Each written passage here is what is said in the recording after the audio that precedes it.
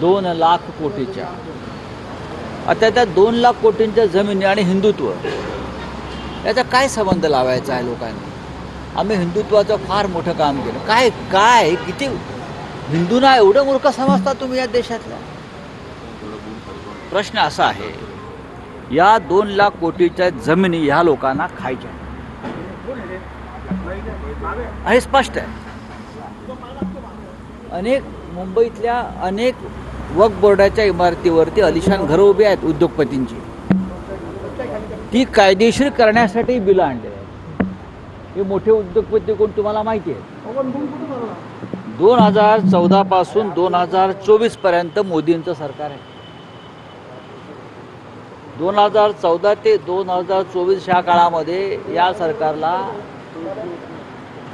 गरीब मुसलमान वक्फ बोर्डातला घोटाळा दिसला नाही. 2014 ते 2024 पर्यंत देशातली सगळी संपत्ती विकून झाली, सार्वजनिक संपत्ती विकून झाली आपल्या उद्योगपतींना.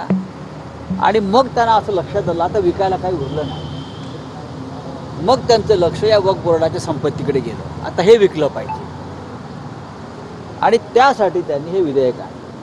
सगळा देश विकून झाल्यावरती त्यांना वक्फ बोर्डाची संपत्ती दिसली 2 लाख कोटींची.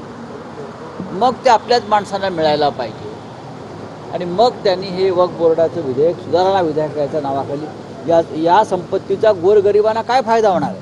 मुसलमानांना ह्यांना भविष्यामध्ये या सगळ्या संपत्त्या भारतीय जनता पक्षाच्या संबंधित उद्योगपतींच्या किंवा त्यांच्या नेत्यांच्याच घशात जाणार आहेत. हे सत्य आहे. पण हिंदुत्वाचं नाव द्यायचं आणि गिळायचं, बाकी काही नाही. त्यावरून हिंदुत्वाचा धागा जोडून आपल्यावरही टीका करण्याची प्रयत्न करू द्या ना. माझ्यावर टीका करायला त्यांच्याकडे आहे काय? सत्य बोलणाऱ्या माणसावरती चिखल उडवणार, हल्ले करणार. मी जे बोलतोय ते खरं आहे का खोटं आहे त्यांनी आत्ता सांगावं माझ्यासमोर. अमित शहाने लोकसभेतल्या भाषणात सांगितलं ना, तुम्ही भाषण पत्रकारांनी नीट ऐकलं पाहिजे त्यांचं. त्याचा उल्लेख मी राज्यसभेत केला.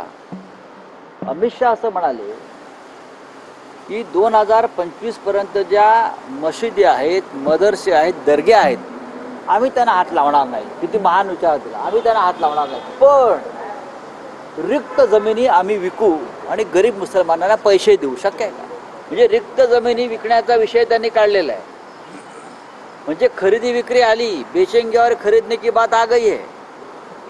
हे त्यांच्या डोक्यातला मळमळ जी आहे पोटातली बाहेर आली. बेचेंगे, देश बेचेंगे और वक्फ बोर्ड की प्रॉपर्टी भी बेचेंगे, हे अमित शहानी स्पष्ट केलं आहे. म्हणजे आम्ही जे म्हणतोय हिंदुत्वाच्या नावाखाली तुम्ही देश विकला, आता वक्फ बोर्डाच्या प्रॉपर्ट्या विकताय. भविष्यात चर्चेस म्हणजे ख्रिश्चनांच्या प्रॉपर्ट्या विकतील, जैनांच्या प्रॉपर्ट्या विकतील, पारशांच्या प्रॉपर्ट्या विकतील. यांना फक्त विकायचं आहे. बेचने वाले और खरीदने वाले एक ही घर में रहते हैं. स्थापना दिवस आहे, स्थापना दिवस आहे. काय तुमच्या भावना? भारतीय जनता पक्षाची जी स्थापना आहे ती आमच्या समोर झाली. जनता पक्षाचं विघटन झाल्यावर 1978 साली त्यानंतर या पक्षाची स्थापना झाली आणि मूळ शिवसेना जी आहे ही भारतीय जनता पक्षाला सिनियर आहे. आमचा जन्म त्यांच्या आधी झाला शिवसेनेचा 60च्या दशकात आणि 78 साली जन्माला आलो. त्याच्यामुळे आमच्या समोर यांचा जन्म झालेला आहे. पण तेव्हा एका उदात्त हेतूनं यांचा जन्म झाला. जन्माला ज्यांनी घातलं अपक्ष, त्यात शहाजहानसारखे बिचारे तुरुंगात आहेत. लालकृष्ण अडवाणी ते पक्षाचे संस्थापक, मुरली मनोहर जोशी, अटलजी गेले आणि आता पक्ष दुसऱ्याच लोकांनी हायजॅक केला आहे.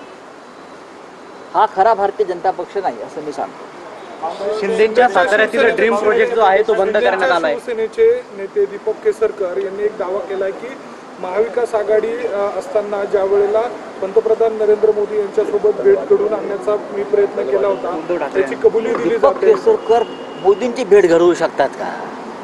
कोण दीपक केसरकर? ते मोदींची भेट उद्धव ठाकरेंची घडवणार.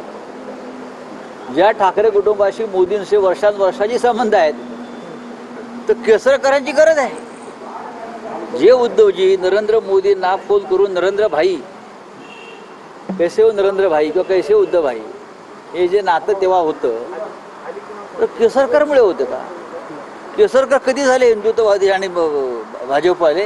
काही खोटं बोलायचं, लंबी लंबी छोडते आहे, पतंग उडाते आहे. दीपक केसरकरला गरज म्हणजे आम्हाला केसरकरांची गरज पडते का मोदींची भेट घ्यायला? मला सांगा, तुम्हाला जरी पटतंय का ठाकरे कुटुंब आणि मोदींचे संबंध? ठीक आहे, आता आमच्यात मतभेद आहे, पण संबंध आजही आहे. केसरकर सारख्या माणसांची जर गरज लागली असेल आम्हाला, तर आम्हाला राजकारण सोडलं पाहिजे. शिंदेचा साताऱ्यातील